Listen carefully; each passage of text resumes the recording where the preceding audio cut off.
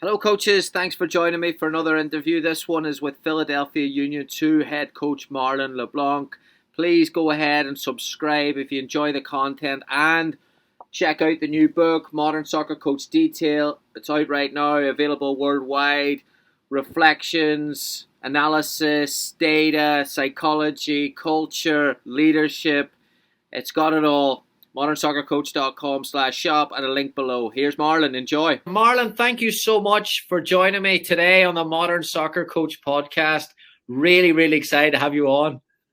Thanks, Gary. I'm looking forward to it as well. It's a topic that I'm sure is going to get a lot of interest. It's one of these topics. First question, straight off the bat, really, would be like the differences, and you have an extensive college experience. Like, what's the biggest differences between the college level and the USL Pro MLS level?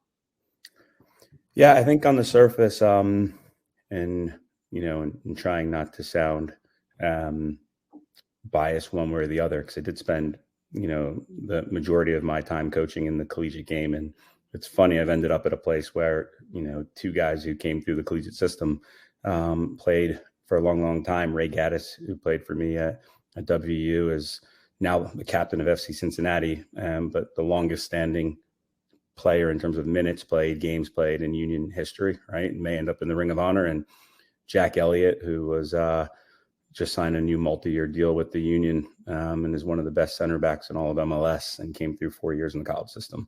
All that said, incredibly different, incredibly different from the developmental side of things to the training.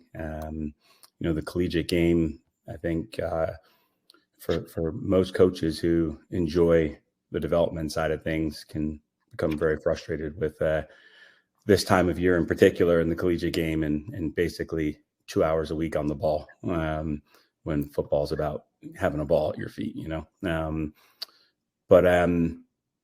it's we're talking about throwing 15, 16-year-old to the wolves in a pro environment, whereas in the collegiate game, you're talking about 21, 22, 23-year-olds going into the pro environment. And so all things equal, if we've got a 15-year-old and we're graduating a 22-year-old and there's a 7-year difference there in the development pathway. And if they're pretty similar, you can see where a club like the Union, who hasn't used a draft pick in years to go after a collegiate player, where we make our choices. And so I don't want to call it a risky way to kind of do business, but it is a true sense of development from within. And the prospects that we have are younger in age, and in particular, we're able to work with them, a little bit more frequently. And so I think the guys like a Jack Elliott or a Ray Gaddis are a little bit more outliers now in regards to, where they are as far as MLS is concerned, and essentially developing our own players to go to Europe, a la Brendan Aronson or a Mark McKenzie. It's easier and certainly more fruitful for us to do that in-house than it would be by recruiting through the collegiate system.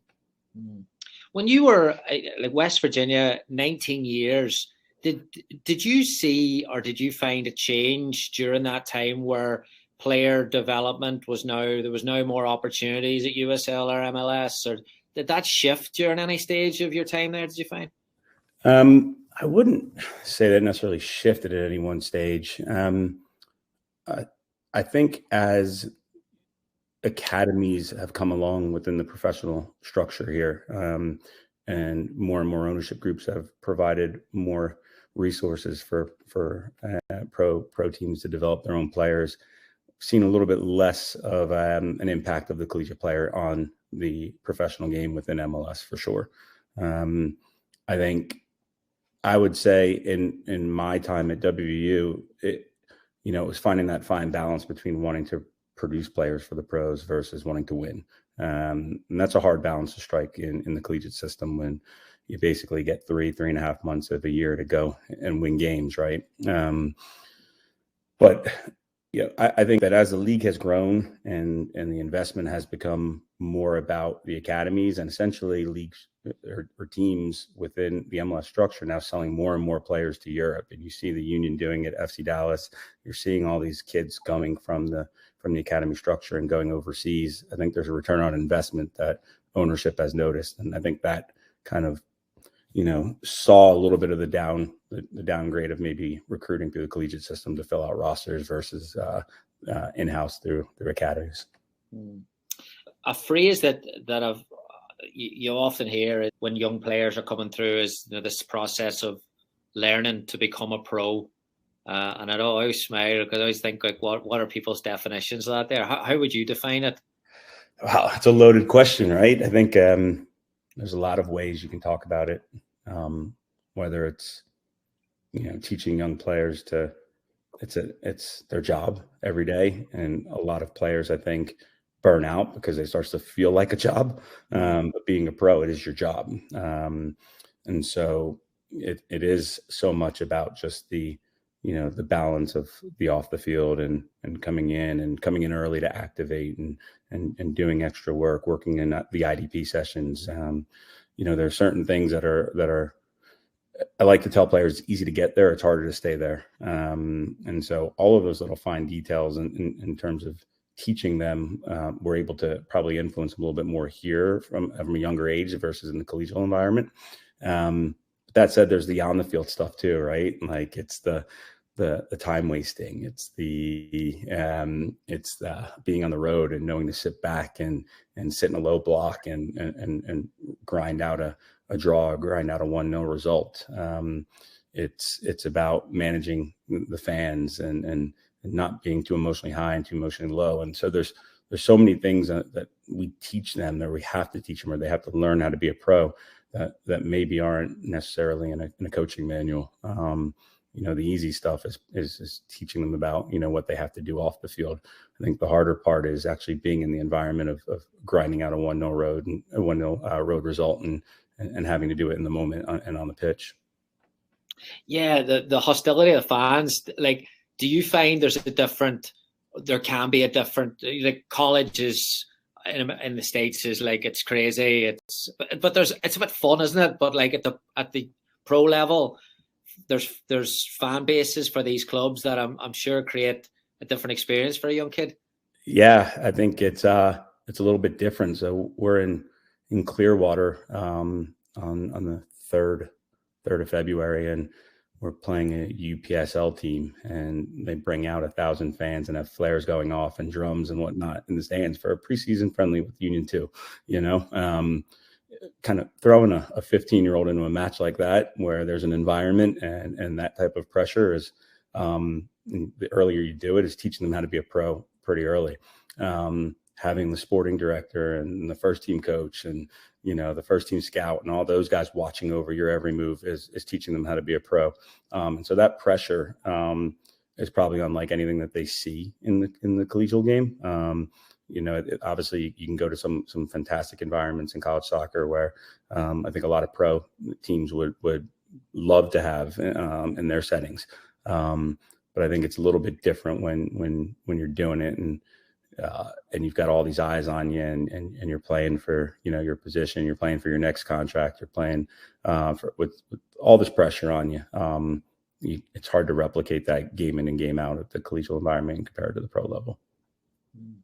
Another big difference that when I was putting these questions together, I was kind of going through it, like because obviously I've lived in the college world myself, and post-game has always fascinated me because I found that you've worked at bigger schools than I have. We were going to smaller airports and probably more plane stops, but like this process of Sunday night, I always felt that we were trying to get back for class on Monday, zero post-game review.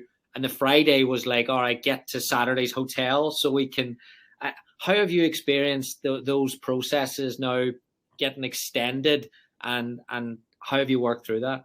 Honestly, it's the part I love the most, the teaching, the actual time to do what we need to do. And yeah, I think in the collegiate game, you played, you recovered, you played, you recovered, you played, you recovered, and you never practiced, right? It was so hard to find time to actually practice or get a week where you could practice. And I think our post game, one of the things I love about what we have here is, despite our project being so young, we do operate in our own school. And so we had the ability and the flexibility within our school system to do these things and not sacrifice the educational side for our young high school age guys. And that's been a godsend in terms of our ability to work. But yeah, we're doing more IDP. We're doing more post match.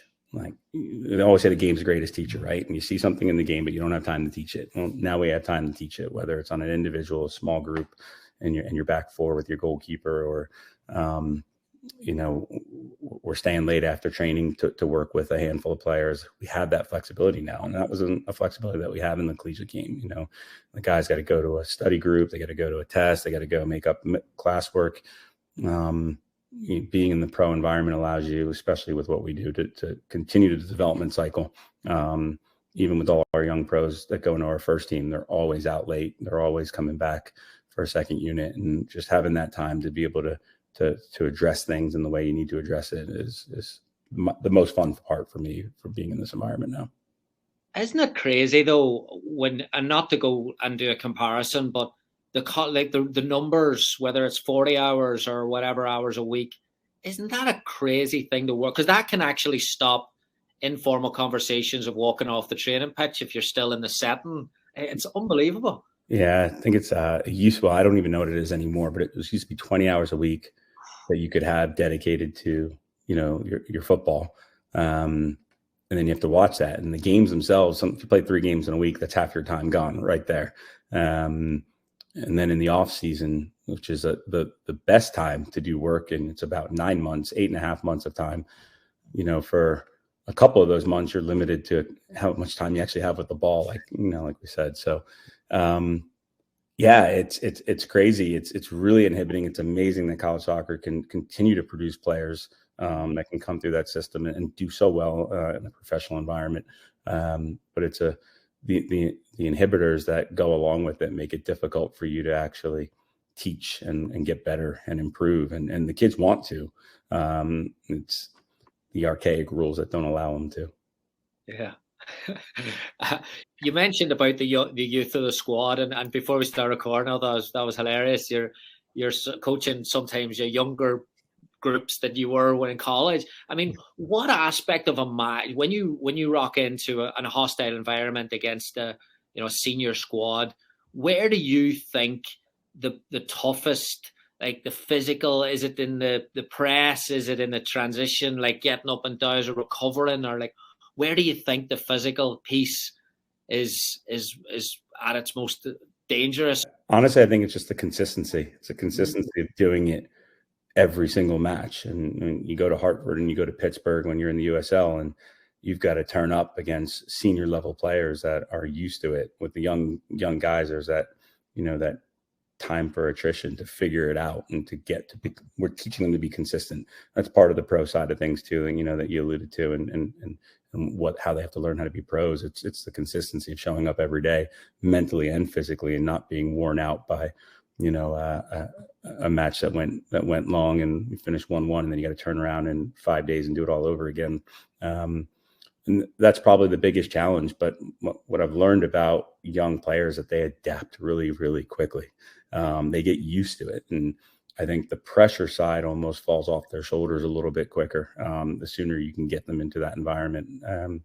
And that the external pressures of the fans and the referee and all those things kind of go away, and it just becomes about the internal pressure of performing. And that's probably the biggest challenge that they have. But young players adapt. It's amazing. It's amazing how they're not phased. We played NYCFC away last year, and Bear was starting at center forward. They had the 2 Brazilians that they spent like 20 million on playing on the wings. And, we've got these young kids who weren't phased at all by it. And it was because they were used to it by the time we played NYCFC. I think it was in November of last year. So it's incredible how adaptable they are to those pressures. But I think the biggest pressure that they feel, when they go on the road and they play in front of these crowds, and we'll be going through a new journey in MLS Next Pro this year. It's more so the internal pressure of, wanting a contract, wanting to win, and having to perform in order to see both of those kind of come through. Yeah, oh, it's fascinating. So, because it's almost like both of those are psychological, uh, and obviously, like as a coach, you can help support and help and challenge and all those great things. Is there anything around the club where you know in terms of performance psychology or anything that you're helping those young players as well? Yeah, we have a full-time sports psychologist within our school system in particular.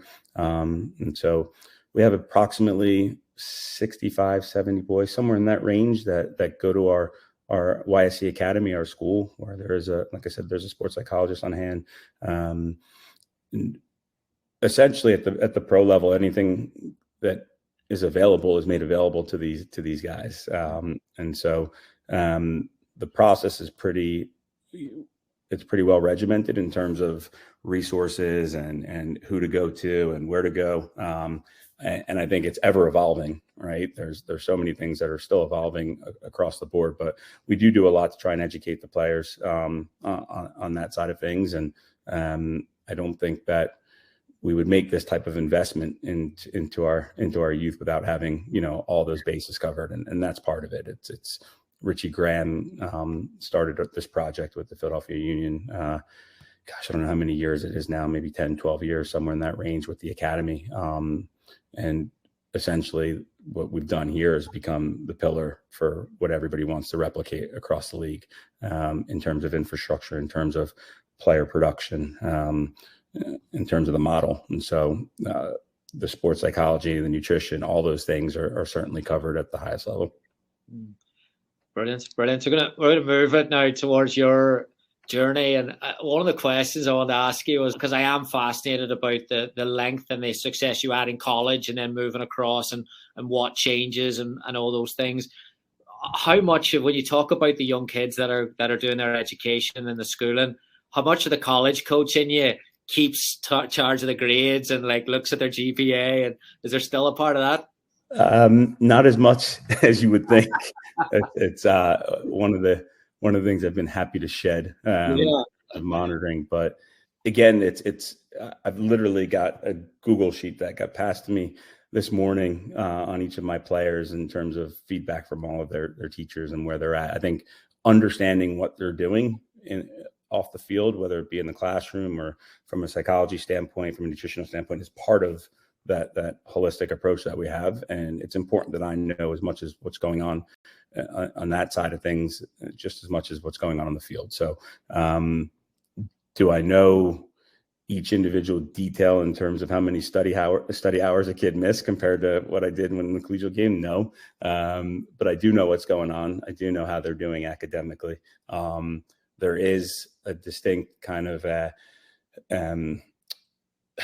it's not a pressure, but it's something that Richie Graham from the top all the way through Ernst Tanner, our sporting director, and our academy director, Tommy Wilson, they want these kids, if they're not going to have pro contracts, to be in the best college environments that they can possibly be in order to keep their development moving forward, because we're not necessarily done with them if they don't get a contract at 16, 17 years old before they go to college. But it's the next best step is to get them into a top Division I institution. And so we're very much committed to making sure that these guys are getting the academic side of things, because we want them to go to the best schools. We have a young man in Union 2 who's going to Princeton in the fall. We've got guys going to the Big Ten and the ACC and some top IB and top Power 5 type schools. And so the idea is that, even though our push here is to develop players for the first team, we also hold high value to the college system and universities, and wanting to make sure that our care for these guys goes far beyond whether they make it as a pro or not. Yeah, one of my questions was that I want to ask you about, like, describe the environment for a young player in terms of development, but that sounds like that's almost the academic and the character development are very much at the forefront of what you guys are doing. Yeah, very holistic. A head of school that communicates with me on a weekly basis, a sporting director and an academy director who communicate with me on a daily basis. I'd say probably the one piece that's, and I wouldn't even call it a missing piece, but the parents, especially when they get to us, aren't quite as involved in terms of the communication standpoint, because at our level it is pretty much about the football. And so we try and eliminate that side of things, but everything else is connected on a regular basis. All the way into, Jim and our first team, and our director of high performance on our first team, and making sure that all the bases are covered. And our director of high performance for our first team actually does high performance and is in charge of everything from the first team, second team, all the way through the academy. So whether it's sports psychology or nutrition or medical, all the way through, that's led by our first team director of high performance. So then how do you balance development with the pressure, putting the two of them aside, like saying, like, all right, we're trying to get this player to this point, but then we're also trying to beat NYFC, and be consistent in doing that there? How do you go about and navigate through that? Winning is an important part of teaching guys to be pros, right? However, winning doesn't trump our process. And our process is about the development side of things, and it's number one, and it's my number one mandate. It's not for me to put 11 guys on the field that are going to win the game. It's for me to put guys in the best position for them to develop. And I think a lot of ways the winning will take care of itself if we focus on the development side of things. So we will teach them more about what it means to be a pro in the environment of having to maybe grind out a result, but grind it out in the way that we want to grind it out. We're not going to go and take a player that, is a 9, and we want to develop him as a 9 and stick him at center back just to get a result at the game. And again, it's one of the most rewarding things for me is being able to have these guys focus on their process as an individual. Me focus on the process of bringing all those individuals into a team format, and when the results come, they come, and when they come, they're even more rewarding, to be quite honest with you, because we do it with such a young group and a learning group. And we did beat NYCFC that day, by the way, when they had about 25 million on the field.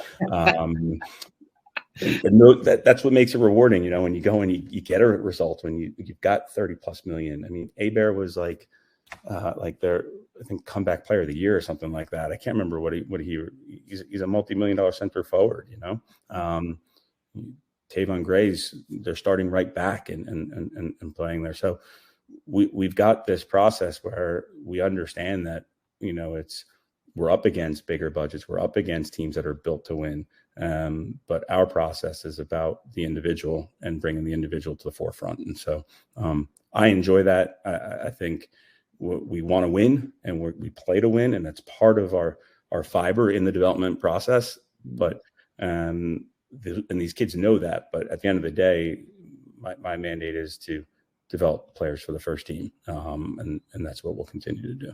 Another question I want to ask you was about the differences in, like, again, a college road trip where it's so structured. And that was the biggest thing for moving from a college environment for me to a senior environment, was the amount of downtime the players had. And I look back, I was like, yeah, but you're just having to keep an eye on them constantly in college, study halls and times.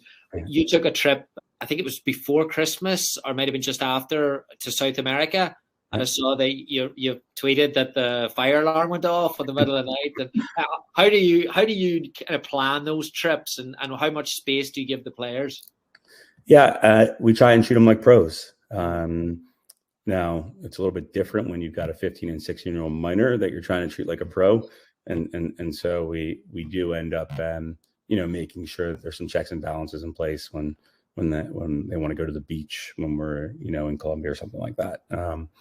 But yeah, I would say that the time off is very, very different from what it was in the college game, especially if you were traveling during the week versus on the weekend, right? Like, then it's a whole.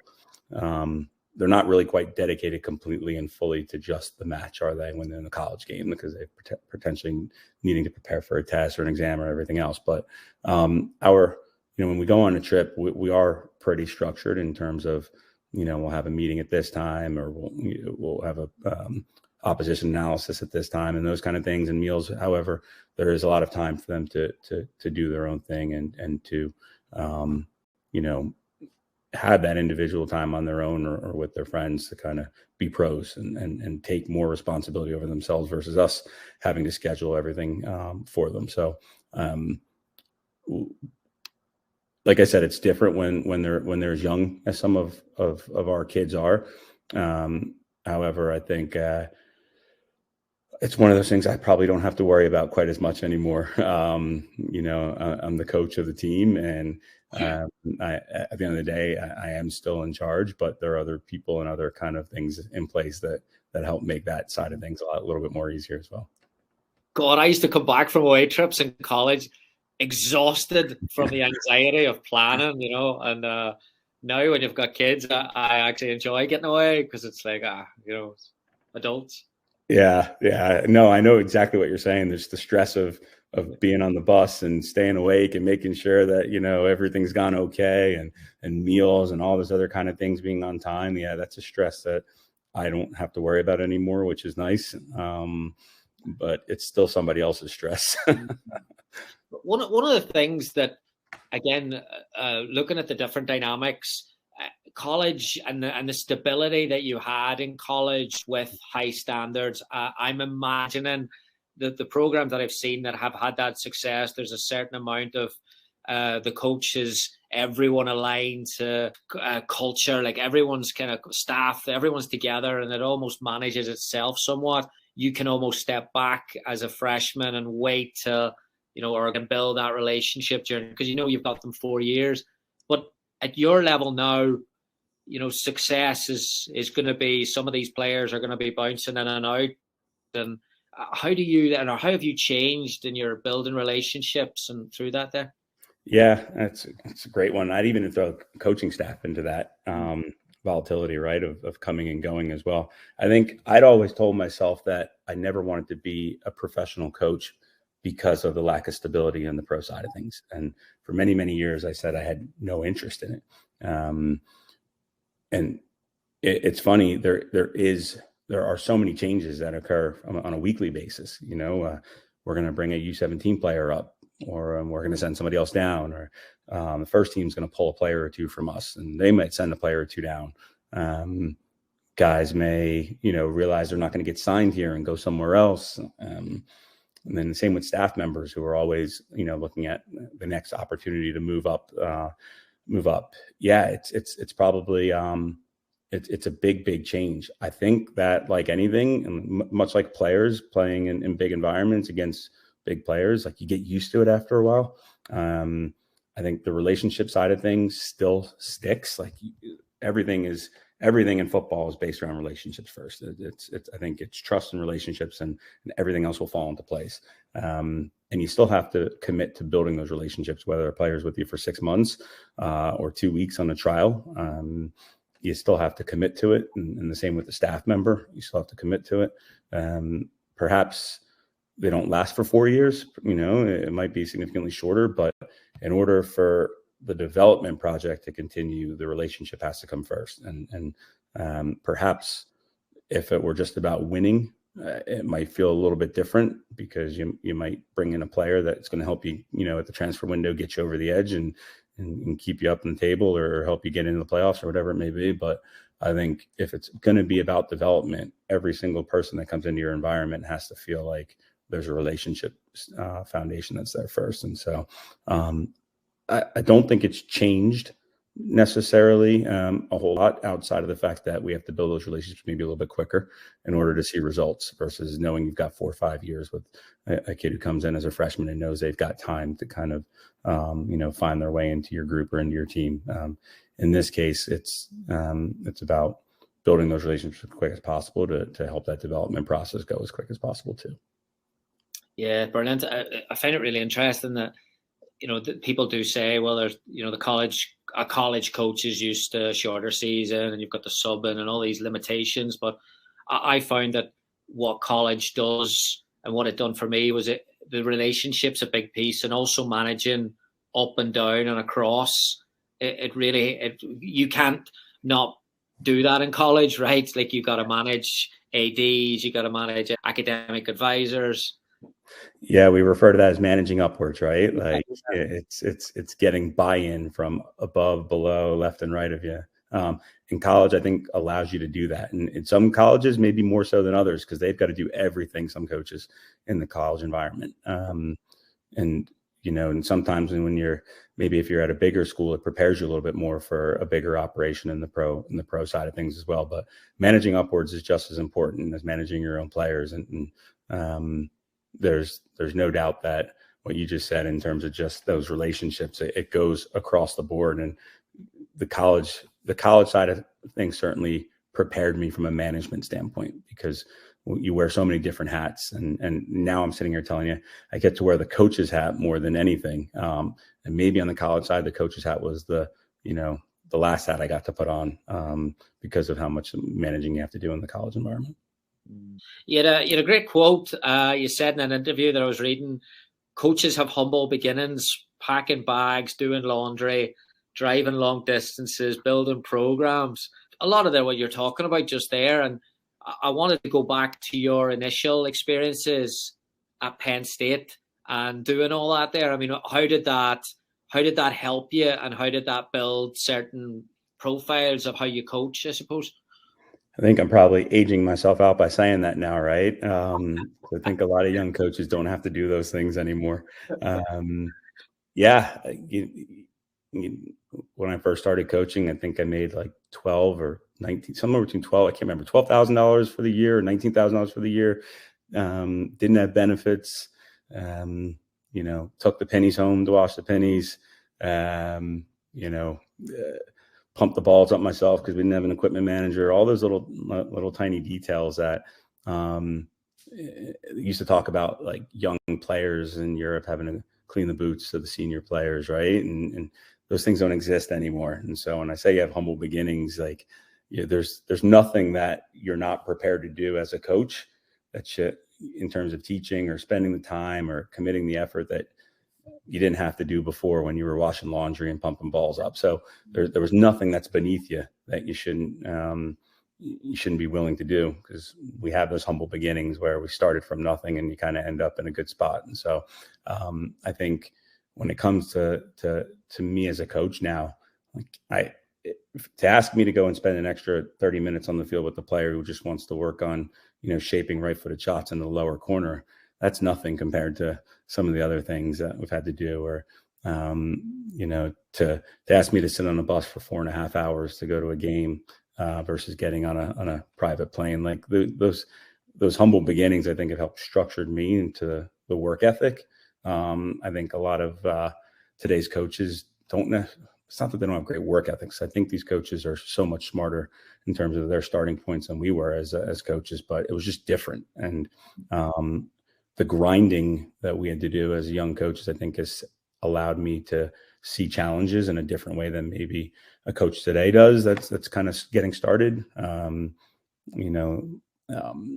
It's we didn't have match analysis software or Speedio or Coach Paint or all these things that these young coaches have today. We had a VCR, and we were around to the point where after we watched the entire game over for the second or third time and wrote down the time on the VCR it was to show a clip that we wanted to do. So I think being willing to still do some of that grunt work,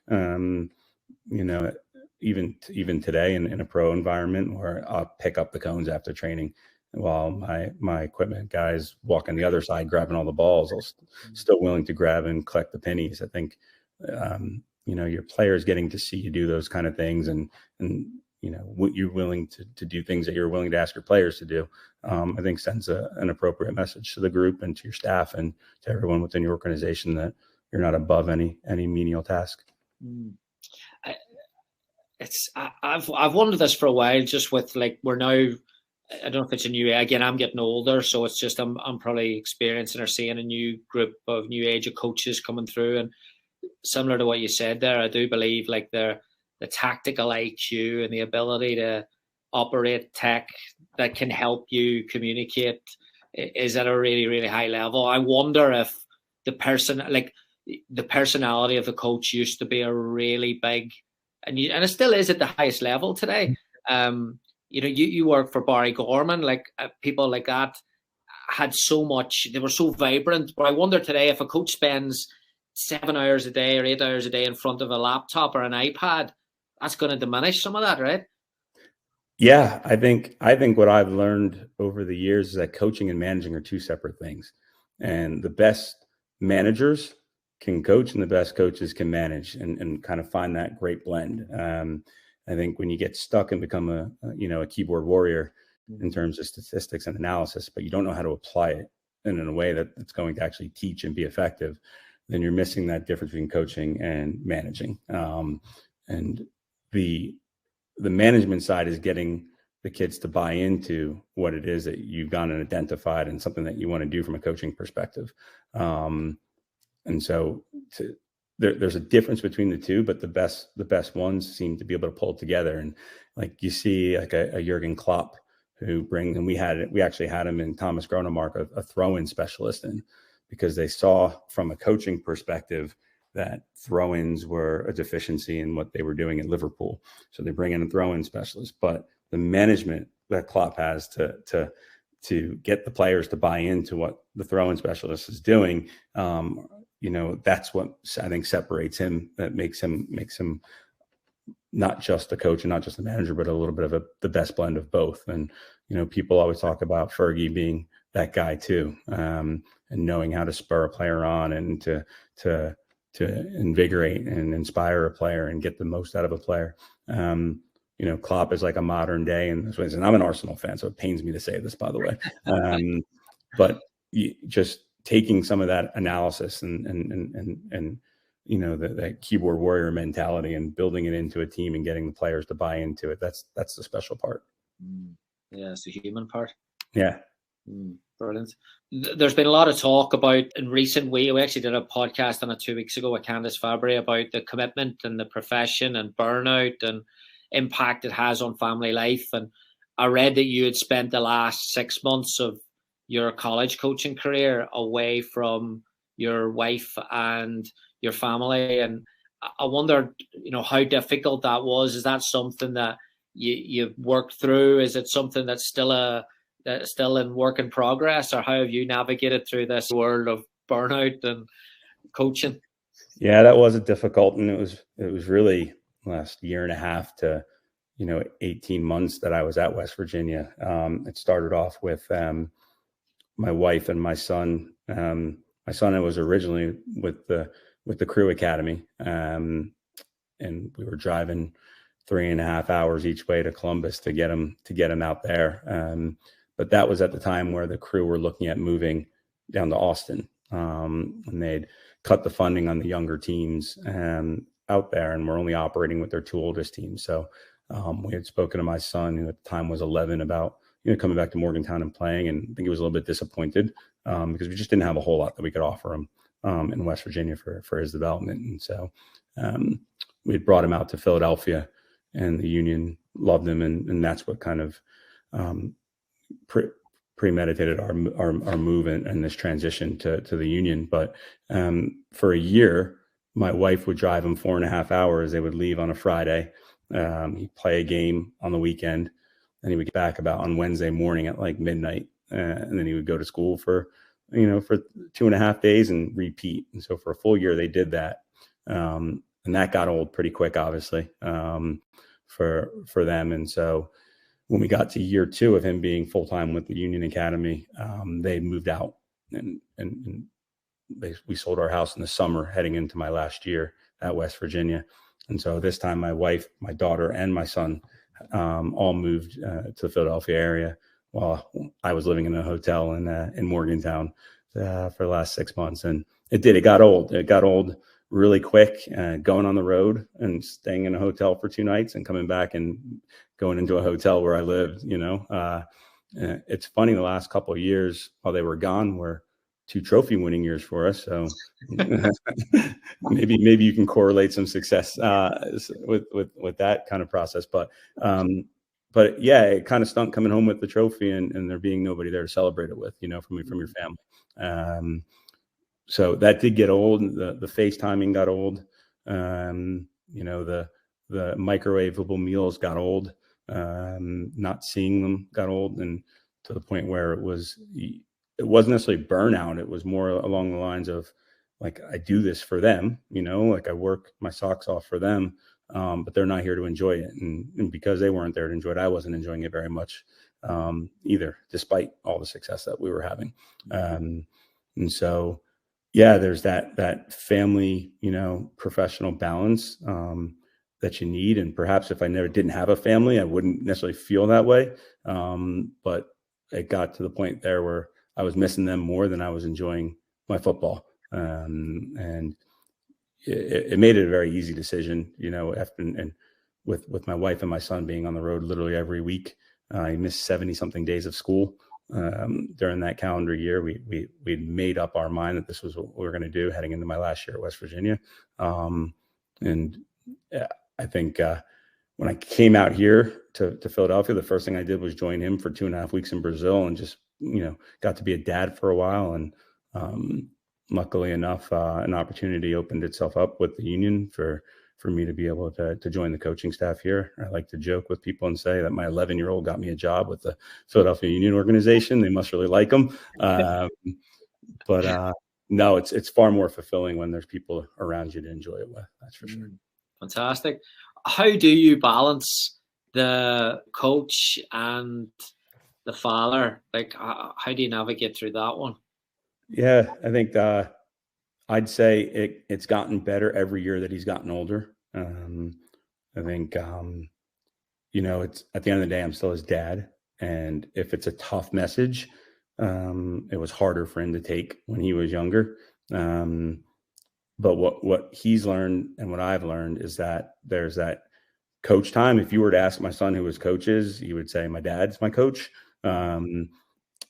But as he's gotten older, he's learned, and I've learned, to separate the two. I'm also the Union 2 coach here. So at some stage I might have to either select him or tell him he's not going to play for me. But I think we do it as soon as possible after a training session or after a match that I get to see. We spend very little time outside of maybe 5 minutes and 2 or 3 clips.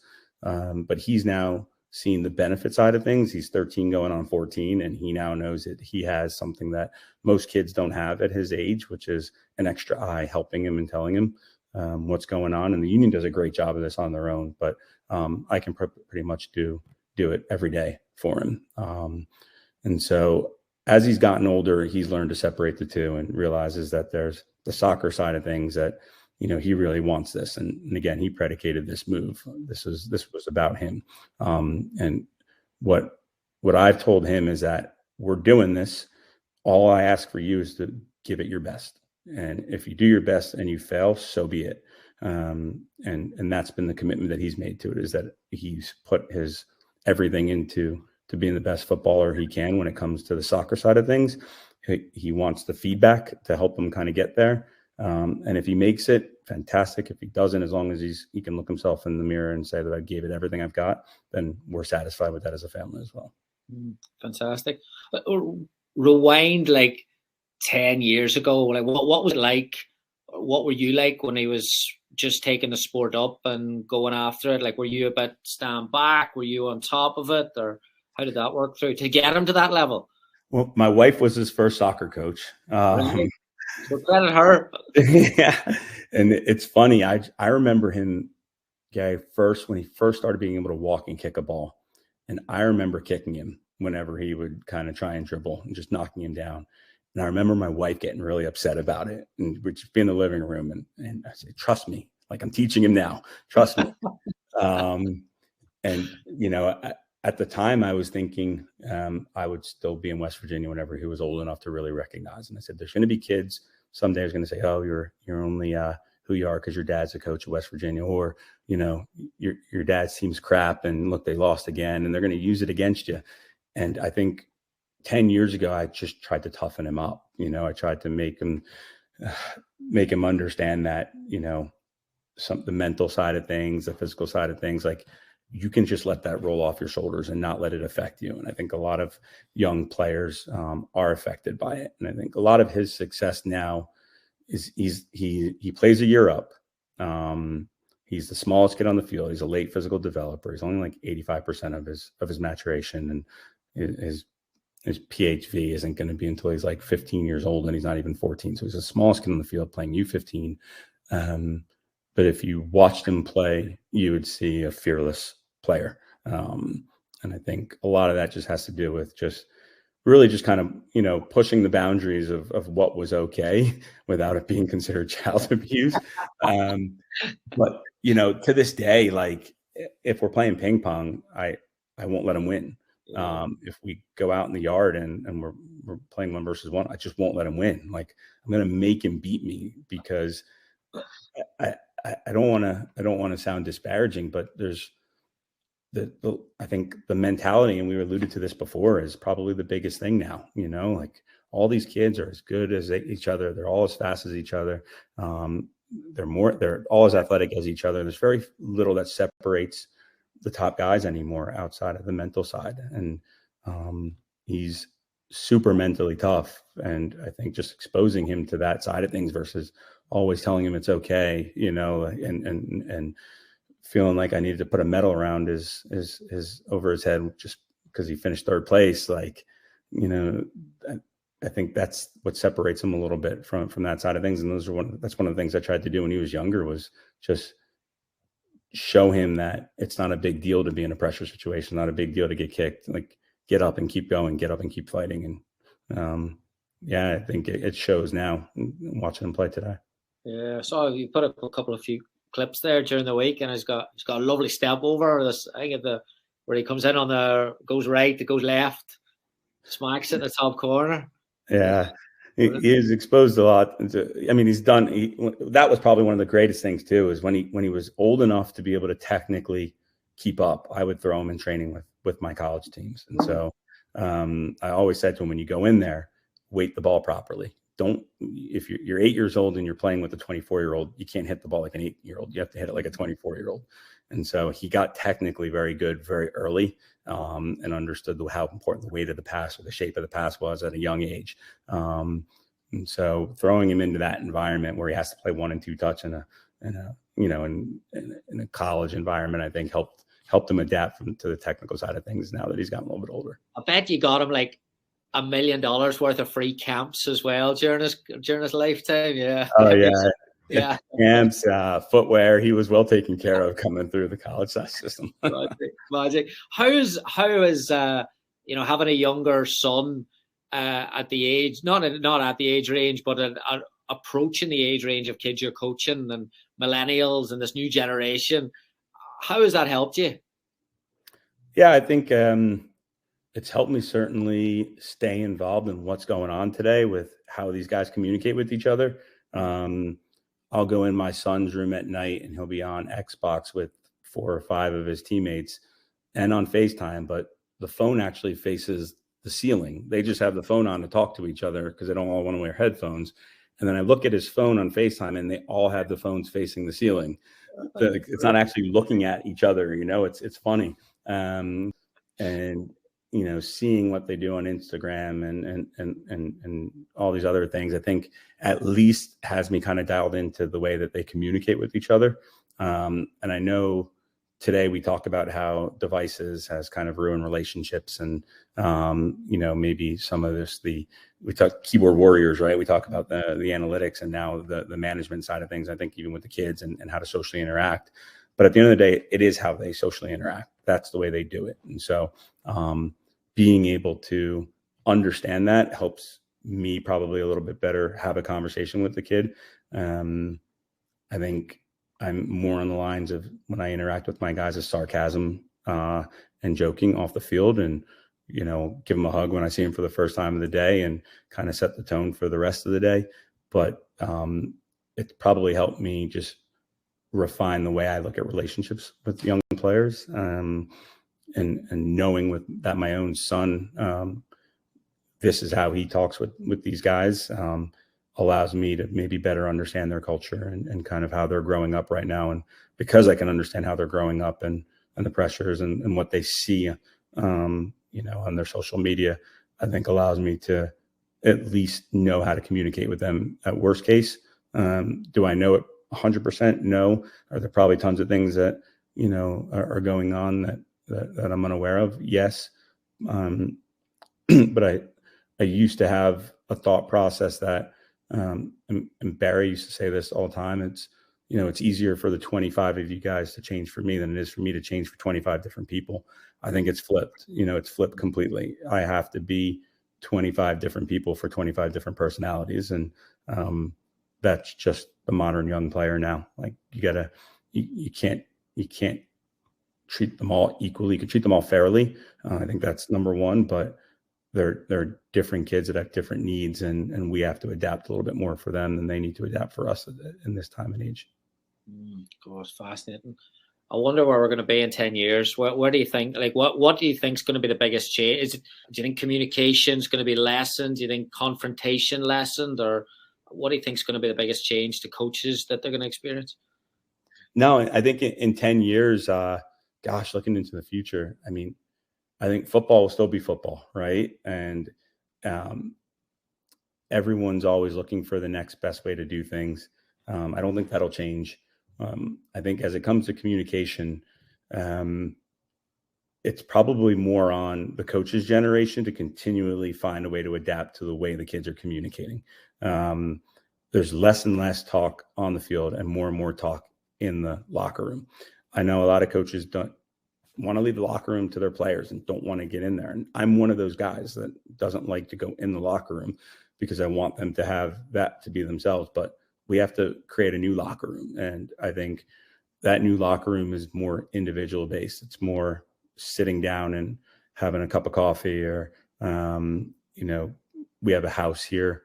It might mean that I need to go have dinner with the 8 to 10 kids that live in the house, you know, once a month. I think that communication side of things just has to be more individual and personal in order to continue to dive into these relationships. Because if it's left to just being on the field in 10 years, I think that'll be gone.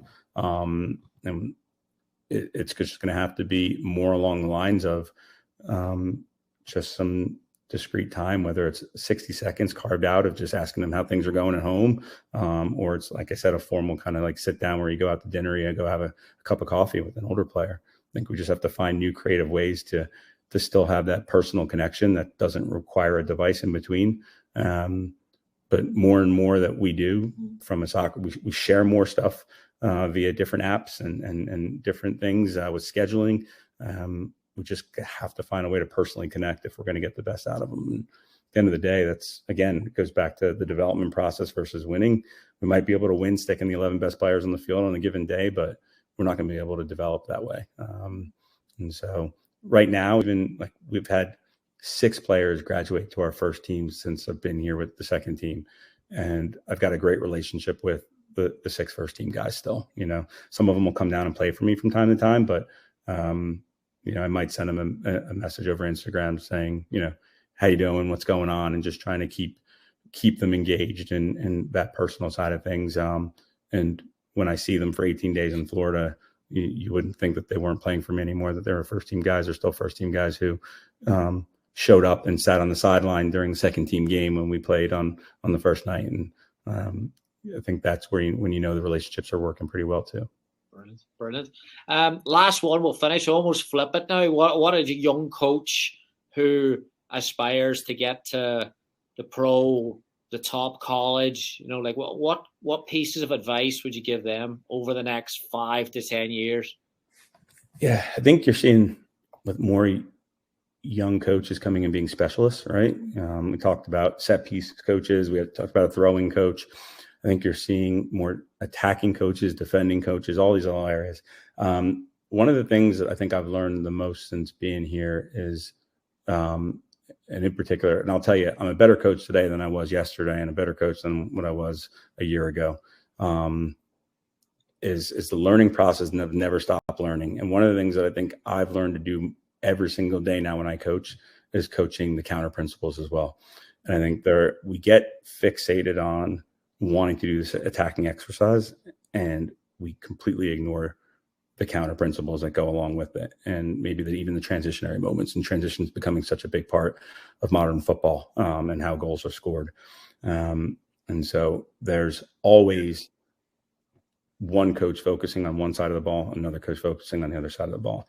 And as assistant, I think it's easy to get caught up in wanting to take on the main theme, but there's so many important things that are on the opposite side of things that are teachable moments, and a better way to efficiently use those teachable moments. And so I would say that when it comes to just the practical side of things, on the flip side of things in the coaching education is, I think I just alluded to, that I feel like I've learned a lot more over the last number of years since kind of getting out of my own comfort zone and my own environment. I think the coaching education side of things is important, and being willing enough to admit that you don't know everything.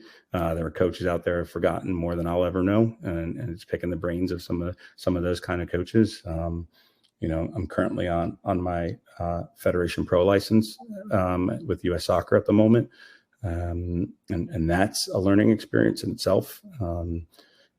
And I would encourage all these young coaches that have their A's or their UEFA pros and everything else to understand that in itself is just one piece of it, and you have to continue to develop and evolve. And for me, I went from this coaching philosophy that was all about having the ball and connecting as many passes and wanting to always to be on the attack, to coming into this system and now learning so much more about the transition side of football, and focusing on what to do in transition and how to exploit opponents in transition moments, and how to handle transitions. That I think being willing to understand that we don't know it all as a young coach, and there's still so much more for us to learn, even when you're as old as we are, that there's still so much that's out there for us to learn. That I think the most growth happens in those humble moments, and not just in your daily wins or losses. So I get on Twitter and I look at other coaches' sessions and try to you hear what other coaches have to say, and watching interviews and not just the highlights in the match and kind of forming my own opinion, but trying to do some investigation in terms of what's actually going on and how other people are operating. I think you find different little tools and different ways to do things, but because you're willing to hear other people out.